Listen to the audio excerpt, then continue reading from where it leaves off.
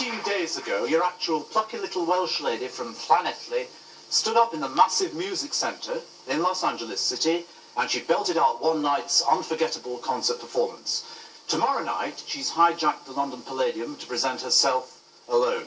She's been called variously outrageous and she's been called dangerous, big-headed, giant-sized, super-colossal, all of those things. Now, she's not to be ignored or put down or ever forgotten. She is Dorothy Squires.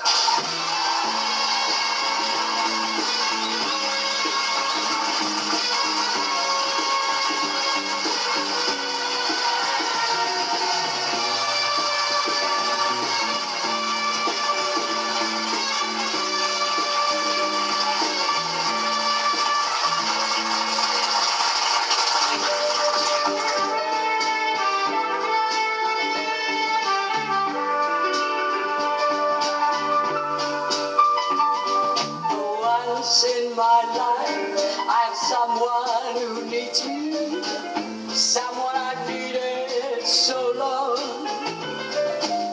For once unafraid, I can go where life leads me. Somehow I know I'll be strong. For once I can touch what my heart used to dream of long before I someone warm like you to make my dream come true.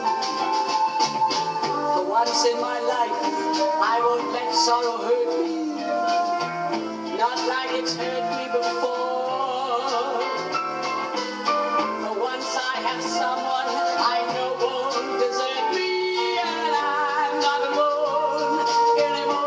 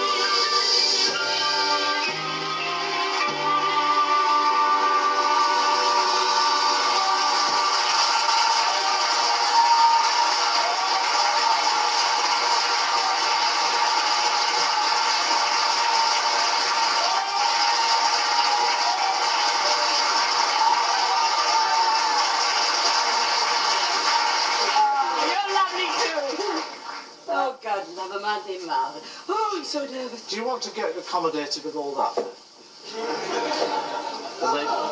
The lady with Hang on. I'm not like Bird and Brain, you know, knocking everything over. Like a news girl fall up the stairs. Go on. Are you ready? Yes. Shall we kick off then? Yes, we'll kick off. Right, now, like tomorrow night, which is Sunday night, you're back alone on the stage of the Palladium. Yes. How many times have you done solo bits then? I mean, when you've taken over a whole thing and got yourself in the middle of it. Well, 3 times at the Palladium, and about 40 concerts all over England, you know. Now, how do you know... Sorry. Go on. No, I do beg your pardon, you're in the middle of your flow. I know what you're going to ask me. Why do you do it yourself? Well, partly you're right. Yeah. Partly I was going to ask you why somebody else doesn't take over and do it for you. Well, at first, nobody would. Now I won't let them.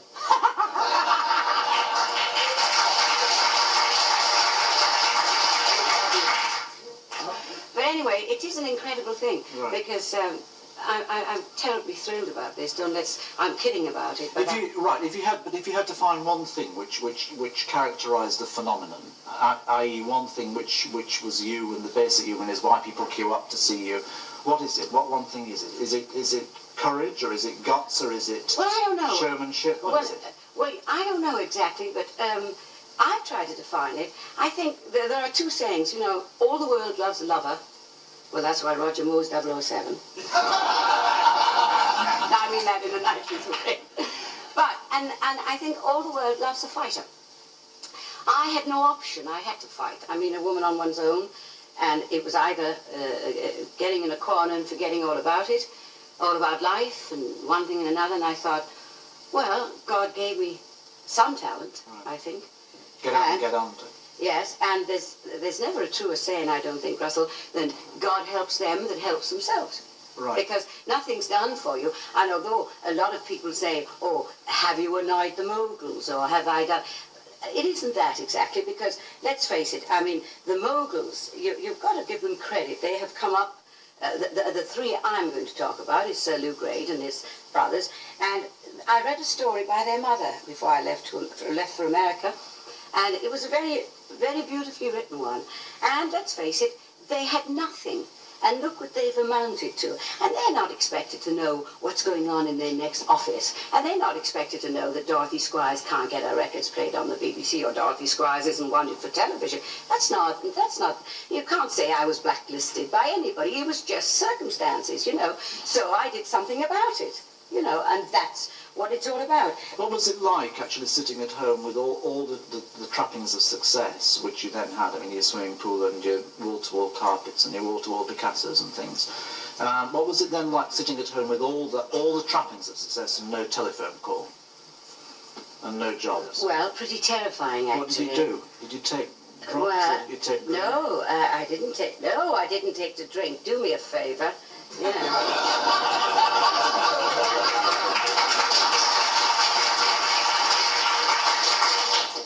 Cops thought I did, you know. When you go on your travels up and down the country doing single stands, are you received better in Wales than you are, say, in Scotland or in London? No. What's Glasgow like, for instance, as a place to go to? Well, now you mentioned you've two of my favourite audiences actually, Glasgow and Wales.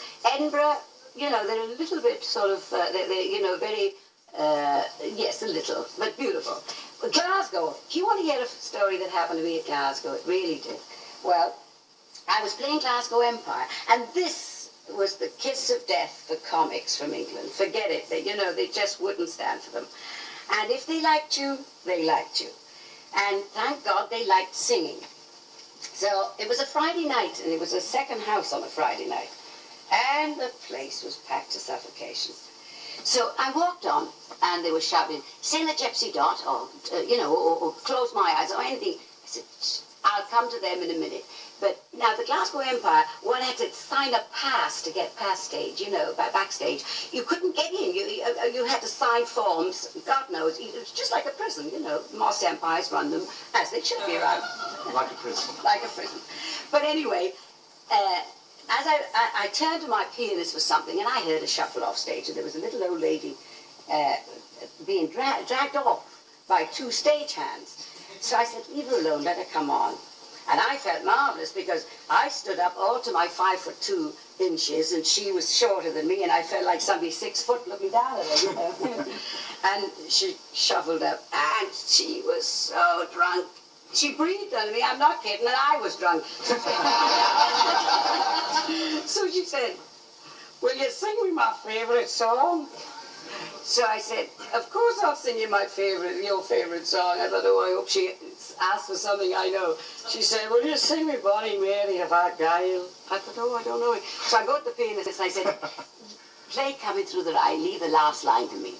So anyway, I go all the way through.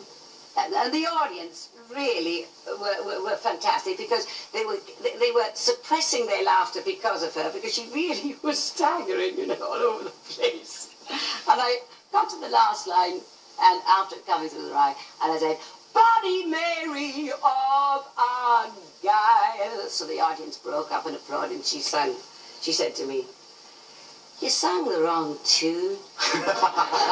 So she walked across the stage, disturbed the whole front row, walked up the aisle, turned round, and she said, you're drunker than I am, Vera Lynn.